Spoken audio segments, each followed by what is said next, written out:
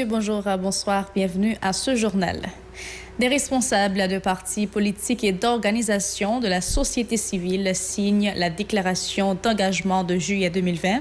Ils se proposent de trouver un accord sur les modalités de remplacement du président Jovenel Moïse. Des Haïtiens désespérés reprennent le chemin de la mer à leur risque et péril pour rentrer illégalement aux États-Unis. 23 compatriotes ont été interceptés par la garde-côte américaine lundi soir lorsqu'ils se dirigeaient vers les côtes de la Floride. S'agit-il d'une vraie rareté de diesel? Des entreprises commerciales et des automobilistes sont dans l'impossibilité d'en trouver sur le marché local ces derniers jours. Aucune communication officielle sur ce dossier.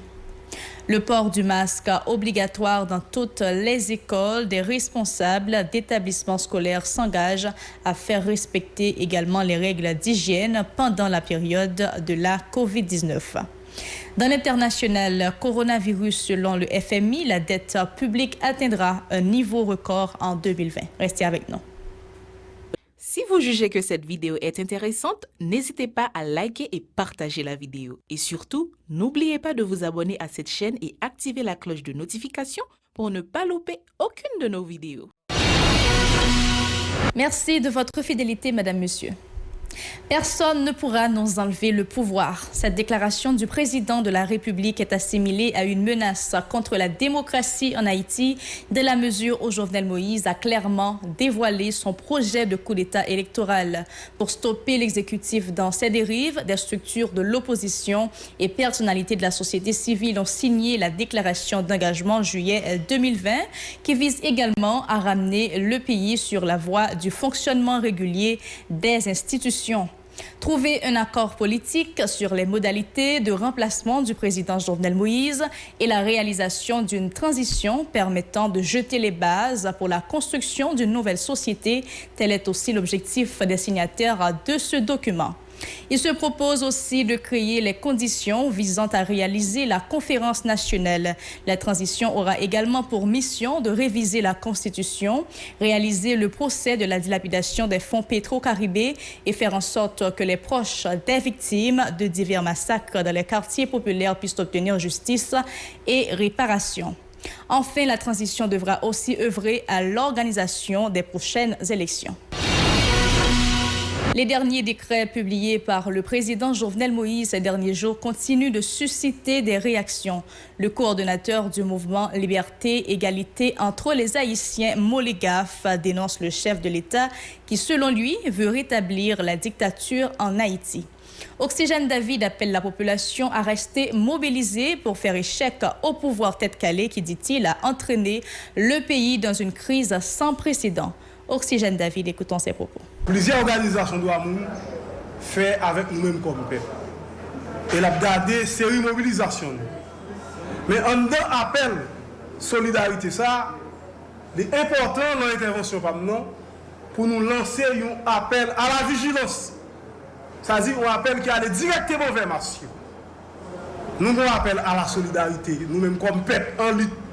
Nous avons demandé pour faire avec nous-mêmes Cap Goumé, comme exploité, comme dominé, comme exclu, comme abandonné. Mais on appelle tout nous-mêmes comme organisation qui l'ont Goumé, nous adresser avec des camarades, des organisations, gens qui exploitent, gens qui vivent la misère et la pauvreté. Et nous appelons ça appel à la vigilance. Appel ça d'abord, regarder. Le peuple doit être vigilant pour continuer à faire résistance. Parce que nous, dans le moment, il y a des gens qui veulent perdre le combat résistance. Et c'est un élément pour une victoire, c'est résistance. Mobilisation contre la vie chère, mobilisation contre le grand goût, mobilisation contre l'insécurité alimentaire, contre l'insécurité de qui est bandit gang PHTKO qui a attaqué Massio. Et qu'a fait nous qui te cassé mobilier. Mobilisation contre la droite De son côté, Jean-Wilgens Charles a annoncé un sit-in devant les locaux du ministère de la Justice le 28 juillet pour exiger que les auteurs des récents massacres perpétrés dans le pays soient jugés et les victimes réparées. Le militant politique dit compter sur l'appui des organisations de défense des droits humains pour renforcer ce mouvement. Jean-Wilgens Charles. Ça fait 33 l'année depuis le massacre de Jean Bella, la famille Louka a tué 139 paysans et jusqu'à maintenant, il y a une justice. Et Louka a continué à faire comme la corruption avec un pouvoir corrompu Jovenel Moïse. Donc c'est pour annoncer ensemble mobilisation. 23 juillet, il y a un gros sitting à faire devant le ministère de la Justice pour demander justice pour tout le monde qui tombe, pour tout le monde qui est en prison, pour tout le massacre qui fait sous la population, massacre dans Saline, massacre Café, massacre Tokyo, massacre Pont-Rouge, massacre Matissan. Et pouvoir Jovenel Moïse continuer à brasser. Je veux dire qu'on peut guerre ce soleil, c'est chaque jour qu'on a tomber ce soleil, et je me dis. Face à l'aggravation des conditions économiques du pays, les Haïtiens reprennent à leur risque et péril le chemin de la mer pour entrer illégalement aux États-Unis. La garde-côte américaine a intercepté lundi un groupe de 23 ressortissants compatriotes qui tentaient de débarquer sur la côte est de la Floride. Ils ont été remis à la migration des Bahamas au fin d'être rapatriés en Haïti, avons-nous appris. Pas moins de 2500 voyageurs illégaux ont été capturés en mer par les autorités américaines depuis le 1er octobre dernier, informe la garde côtière des États-Unis. Entre le 1er octobre 2018 et le 30 septembre 2019, jusqu'à 3499 immigrants haïtiens ont été interceptés en mer dans le détroit de Floride, les Caraïbes et l'océan Atlantique.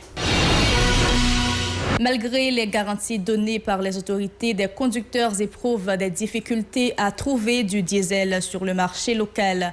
En conséquence, des véhicules de transport en commun utilisant ce type de carburant sont obligés de rester dans leur parking, ce qui a provoqué un certain ralentissement des activités dans ce secteur. Des entreprises commerciales qui en consomment en quantité sont également paralysées depuis tantôt 2 jours et se tuent à trouver quelques gallons auprès des distributeurs de la place. En raison de cette situation, le diesel se vend au prix fort sur le marché parallèle, a-t-on constaté. Pour l'instant, aucune communication du gouvernement autour des mesures à prendre pour pallier le problème, encore moins aucune annonce sur les stratégies visant à éviter la répétition des raretés de gasoline et de diesel.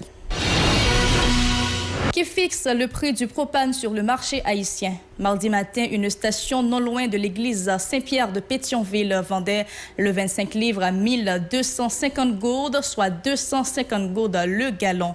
Le propane est passé brusquement de 970 à 1010 gourdes dans la grande majorité des points de vente. Interrogé à ce sujet, un propriétaire qui voulait garder l'anonymat a fait savoir qu'ils sont obligés de réviser à la hausse les prix à cause de la dépréciation continue de la gourde par rapport au dollar. Des directeurs d'établissements publics de la zone métropolitaine de Port-au-Prince donnent la garantie que toutes les mesures d'hygiène seront respectées, incluant la distanciation sociale. En ce sens, chaque classe va travailler en fonction de son horaire, ce qui permettra d'avoir moins d'élèves dans les salles. Écoutons respectivement le directeur du lycée Jean-Jacques Dessalines, Jean-Gérard Fleuriot, et le directeur du lycée de Pétionville, Jean-Marc Charles, à ce propos. Eh bien, nous demandons, parents, yo capables procurer en fait un petit monde de un cache-nez et de un petit flacon d'alcool ou du moins ça et un petit mélange de l'eau, de liquide, de l'eau avec Clorox pour le lavage des mains. Bien que lycéens gagnent de l'eau chlorée que la mettez à disposition. Maintenant que nous tous connaissons, avec un dîner pas, de l'eau n'est pas toujours au rendez-vous. Donc, là que nous pas gagné, l'élève lui-même est capable d'utiliser ça que lui gagne. Premièrement. Et deuxièmement, nous demandons tout et aux parents, associations syndicales et tout acteur qui est impliqué pour la pleine réussite de la relance des activités en fait scolaire, eh bien, pour que soient capables et impliquer corps et âme pour que les capables en parfaite réussite. Maintenant, à partir de lundi 17 août, maintenant nous allons travailler en rotation. Les classes d'examen, à savoir 9e année, NS3 et NS4, à travailler lundi, mercredi, vendredi, et les élèves de 7e année 8e année, NS1 et NS2, à travail mardi et jeudi. Étant donné que tu es déjà un professeur qui te gagne cours le samedi, il a toujours été là horaire là, mais on a fait même travail là, travail de contrôle ça, à partir des membres de la direction pour permettre de boucler le programme là.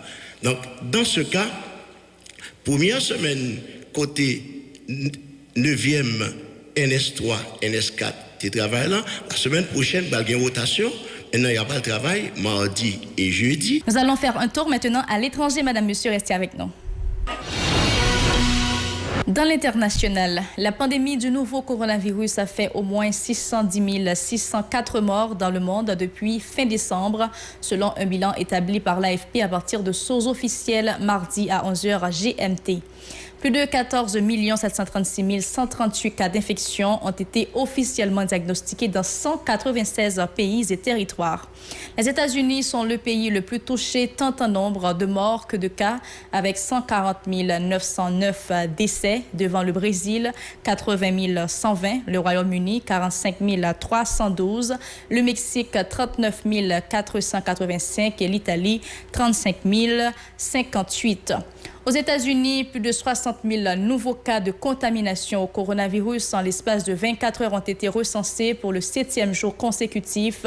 La flambée des infections est particulièrement importante dans le sud et l'ouest du pays ou encore en Floride où on compte moins de 20% de lits disponibles dans les services de soins intensifs. Toujours à l'étranger, la dette publique atteindra un niveau record en 2020. C'est l'une des conséquences de la crise du coronavirus. La dette publique mondiale va atteindre un niveau inédit dans l'histoire pour représenter 101,5% du PIB mondial, soit plus qu'à l'issue de la Seconde Guerre mondiale, soulignent des responsables du Fonds monétaire international. Il faut remarquer que l'équation est difficile puisqu'il s'agit pour les gouvernements de stimuler durablement leur économie terrassée par la crise sanitaire sans que leurs dettes ne deviennent insoutenables. Ils invitent ainsi à la dépense budgétaire tant que la pandémie n'est pas terminée, tout en prenant acte de l'incertitude entourant la capacité des pays à renouer avec des niveaux de dette supportables.